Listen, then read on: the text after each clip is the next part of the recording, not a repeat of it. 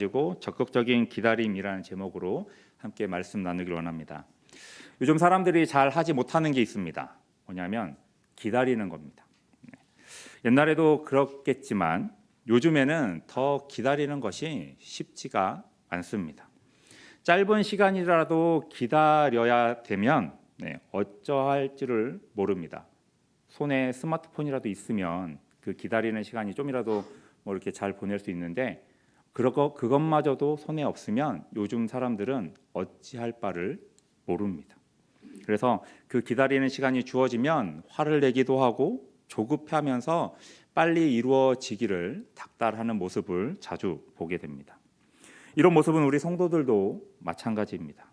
특별히 어떨 때 우리가 기다리는 것이 조급해지고 또 답답해지게 느껴집니까? 하나님께 간절히 기도하는데 그 기도가 이루어지기까지 기다리는 시간이 우리에게는 너무나 답답하고 또 조급한 시간이 됩니다. 그 기다림의 시간이 얼마나 길게 느껴지고 괴롭게 느껴지는지 모릅니다. 그런데 그 기다리는 시간을 우리는 어떻게 보내고 있습니까? 아마도 소극적인 모습으로 그냥 하나님께서 기도 들어주시겠지라는 마음으로 기다리는 모습을 보여주실 것입니다. 그런데 오늘 본문을 보면 우리가 그런 하나님의 응답하심을 기다릴 때 어떤 모습으로 기다려야 하는지를 잘 설명해 주고 있습니다.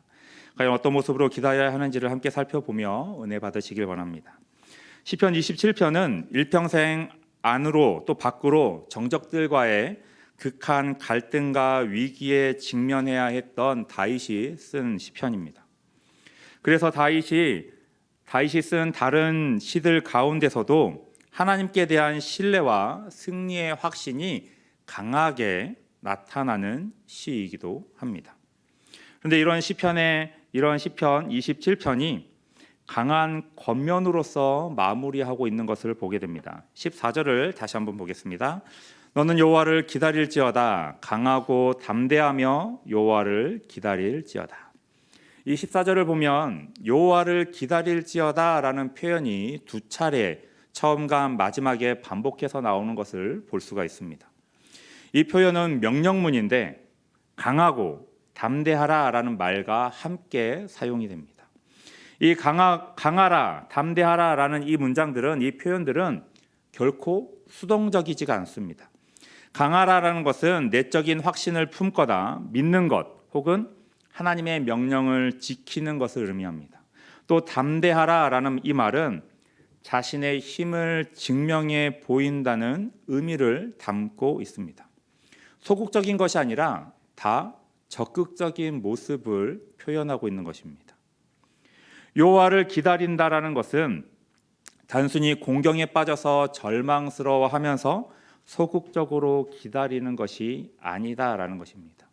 27편을 살펴보면 다윗이 안과 밖으로 많은 사람들과의 대결 속에서 대립 속에서 힘들어하는 것을 보게 됩니다. 그로 인하여서 하나님께 도우심을 하나님의 구원하심을 바라는데 그냥 소극적으로 하나님 구원해 주십시오라고 빌고 있는 것이 아니라 적극적으로 하나님의 구원하심을 또 하나님의 응답하심을 기다리고 있다라는 겁니다.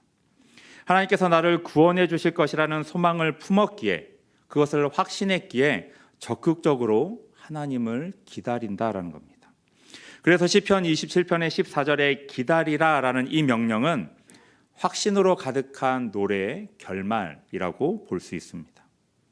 다윗은 하나님의 도우심을 구하고 또 확신하지만 그를 둘러싼 모든 상황들은 그렇게 낙관적이지는 않았습니다. 그렇게 더욱더 기다리라라는 그 마지막 명령이 그토록 강력하게 들리는 것일 수 있습니다.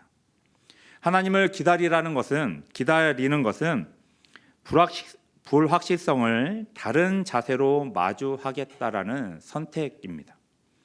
기다림은 뭔가를 바라보는 것이기 때문에 이 명령은 하나님을 바라보겠다라는 선택이 포함되어 있습니다. 그래서 우리의 두려움을 자아내는 공백들을 하나님에 관한 진리와 그분이 과거에 보여주셨던 은혜의 역사로 채우기로 선택한다라는 겁니다. 쉽게 말해서 과거에 하나님께서 나를 도와주셨듯이 또 나를 구원해 주신 것을 내가 알고 있으니까 이제도 지금도 또다시 나를 구원해 주실 것을 확신하고 있다라는 겁니다. 이것을 우리 마음에 새기고 생각한다면 우리가 기다리는 것에 대한 큰 변화를 맞이하게 될 것입니다. 성도 여러분, 기다림을 내가 선택하는 일로 바라보시기 바랍니다. 기다림을 내가 공경에 빠졌기 때문에 어쩔 수 없이 하는 것으로 보지 않고 기다림을 의도적으로 받아들이는 것입니다. 어쩔 수 없이 하나님의 도우심을 바라는 것이 아니라 과거에 하나님께서 나를 도와주셨던 것을 경험했기 때문에 그 도우심이 다시 한번 나에게 임할 것을 나는 기다린다라는 겁니다. 우리는 채워지지 않은 갈망과 욕구, 불분명한 답이 가득한 삶 속에서 우리는 무기력감과 혼란에 빠질 수 있습니다. 무엇 하나 이루어지지 않는 삶을 바라보면 절망감에 빠지고 아무것도 하기 싫을 때가 있습니다. 이럴 때 목적이 불분명하면 좌절감으로 이어지게 됩니다. 그리고 그 속의 기다림은 우리를 지치게 합니다. 스스로 상황을 통제할 수 없는 상황에서는 그 안에 불안감이 넘칩니다. 싹이 틉니다. 그렇다 보니까 그 기다리는 시간이 그냥 낭비되어 가는 겁니다. 소극적으로 무엇인가 이루어지기를 바라만 보게 됩니다. 하지만 모든 것은 우리가 바라보는 시각의 문제입니다. 똑같은 시간을 우리가 기다려야 되는데 소극적으로 바라보느냐 적극적으로 바라보느냐에 따라서 모든 것이 달라지는 것입니다. 삶에서 우리는 의도적으로 기다림을 자연스럽게 실천할 때가 있습니다. 지난주 토요일 날 결혼식이 있었습니다. 우리 권사님 가정에 결혼식이 있어서 참석을 했는데 결혼식에서 가장 중요한 순간이 언제일까요? 물론 목사님께서 주례하시는 그 시간이 가장 중요한 순간이지만 결혼식에 참여한 하객들이 가장 기다리는 시간은 뒤에 닫혀져 있던 커튼이 열리면서 신부가 등장하는 순간입니다. 아마도 결혼식의 백미는 신부가 등장하고 신부가 입장하는 그 순간일 것입니다. 그 중요한 순간을 위해서 결혼식에 참석한 모든 하객들은 숨을 죽이고 기다립니다. 이때는 아무리 기다린다고 하더라도 누구 하나 불평하지 않습니다. 오히려 더 긴장된 마음으로 등장할 신부를 기다립니다. 이 기다림은 너무나 당연한 것이기 때문에 다 받아들이는 겁니다. 그래서 신부를 기다리는 일은 그 시간은 결코 낭비가 아닙니다. 당연히 기다려야 하는 시간입니다. 그리고 그리스도인들에게도 이 기다림은 마찬가지입니다. 기다림은 그리스도인들이 반드시 해야 하는 일입니다. 우리가 하나님께 구원하심을 도와주심을 기도했다면 하나님의 응답이 이루어지는 그 시간까지 기다리는 것은 당연히 우리가 해야 하는 일인 것입니다. 하나님께서 기도에 응답하시기를 기다리시는 것은 우리가 순종해야 할 명령입니다.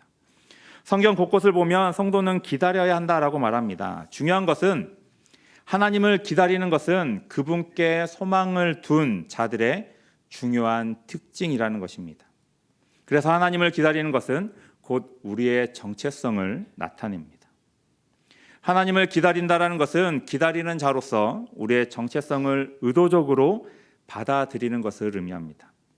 그것은 싫지만 기다려야 한다 해서 기다림은 내가 해야 하는 일이다라는 생각으로 전환되는 것입니다. 아니면 한 단계 더 나아가서 하나님을 기다리는 것이 하나님의 응답을 기다리는 것이 내 정체성의 표현이다라고 말하는 것입니다. 내가 하나님께 도움을 구했다면 하나님의 구원하심을 바라며 기도했다면 그 기도의 응답이 이루어지기까지 기다리는 것이 우리의 정체성을 드러내는 것입니다. 기다림은 단순히 그리스도인이라고 하면서 행하는 것이 아닙니다. 기다림은 우리의 정체성 그 자체입니다. 많은 성도들이 하나님께 기도합니다. 그러나 그 기도의 응답을 기다리기까지 기다림의 자세로 기다리는 성도는 많지 않습니다. 그렇기 때문에 기다림은 우리의 정체성을 잘 보여주는 것입니다. 예수님을 따르는 자의 정체성은 바로 기다리는 자입니다. 우리는 예수님을 기다리는 자입니다. 다시 오실 예수님을 기다리는 자입니다. 그렇게 기다림은 성도의 정체성을 잘 보여줍니다. 그렇게 기다림을 선택하고 우리는 받아들여야 하는 것입니다. 이 기다림은 소극적인 기다림이 아니라 적극적인 기다림이 되어야 합니다. 우리는 적극적인 기다림을 통해서 우리의 정체성을 더 확고히 드러낼 수 있습니다. 그렇다면 더 적극적으로 기다리는 것을 선택하기 위해서 우리가 무엇을 해야 하겠습니까? 기다림의 시간을 미리 준비할 수 있어야 되는 것입니다. 오늘 본문이 27편은 기다림을 그리스도인의 삶의 중요한 일부로 받아들이고 있음을 볼 수 있습니다.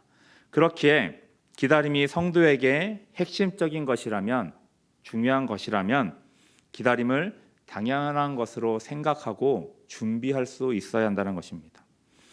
그래서 그 기다림을 연구하고 공부할 수 있어야 됩니다. 기다림의 시간을 어떻게 준비할지를 생각하고 있어야 한다는 것입니다.